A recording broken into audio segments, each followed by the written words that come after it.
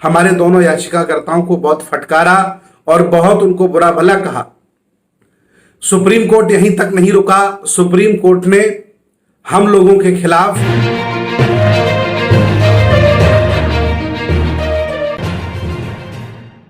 जैसा कि आप सभी लोग जानते हैं, जब से विरासत की लड़ाई भारत में शुरू हुई, पूरे देश भारत के बौद्ध अंबेडकरवादी सामाजिक लोग अपने हकों की रक्षा के लिए आगे आए और उन्होंने धरना प्रदर्शन के माध्यम से, भूख हड़ताल के माध्यम से, ज्ञापन देने के माध्यम से संघर्ष किया।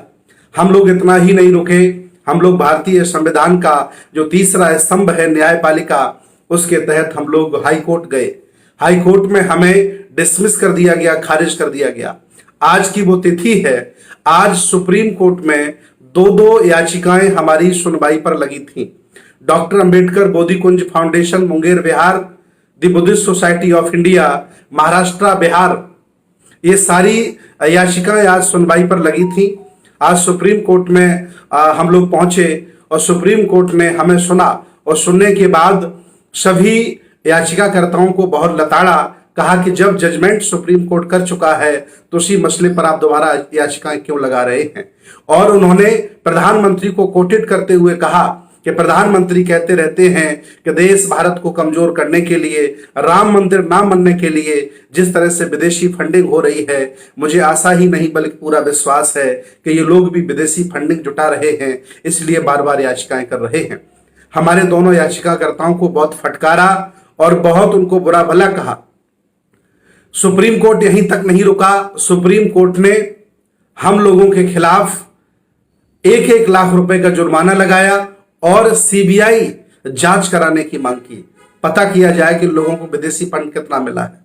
विचार करिए भारत के लोगों, भारत के समतावादी, मानवतावादी, बुद्धवादी, अंबेडकरवादी विचार करिए कि भारतीय संविधान का तीसरा स्तंभ होता है न्यायपालिका, और न्यायपालिका एविडेंस नहीं देख रहा है, अवशेष नहीं देख रहा है, कार्बन रेटिंग नहीं करा रहा है, हिस्ट्री का कोई ज्ञान नहीं, उसे साहित्य नहीं पढ़ रहा है और मनमाने तरीके से हम लोगों के हकों को, हमारे अधिकारों को, हमारे मान सम्मान को कुचल रहा है।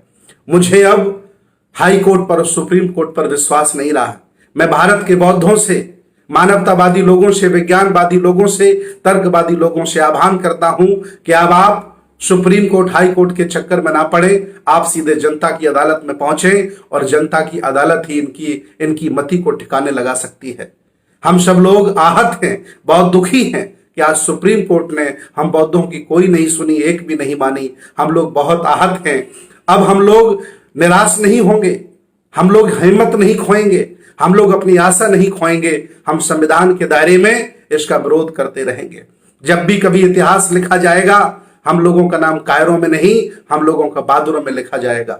इस आंदोलन में जितने भी लोग सामाजिक, राजनीतिक, धार्मिक, आर्थिक लोग इस आंदोलन का साथ दे रहे हैं, मैं सभी लोगों के प्रति बहुत बहुत मंगल कामनाएं प्रेषित करता हूं। बहुत बहुत शुक्रगुजार हूं कि आप लोग हमारे आह्वान पर हमारे साथ लगे रहते हैं।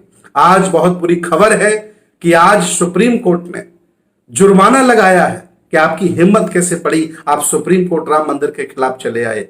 इससे बुरा दिन कुछ नहीं हो सकता है। ये लोकतंत्र की हत्या है, ये लोकतंत्र की हत्या है, तानाशाही है। देश तानाशाही और लोकतंत्र की खिलाफत के साथ आगे बढ़ रहा है। मुझे बहुत दुख है, लेकिन हम हिम्मत नहीं हारेंगे और हम अपने अधिकारों के लिए, अपनी विरासत के लिए संघर्ष करते रहेंगे और देश भारत के हक वंचित लोगों को जगाते रहेंगे। बहुत बहुत मंगल कामनाएं। नमो बुद्धाय। जय भीम, जय संविधान, जय श्रमण भारत।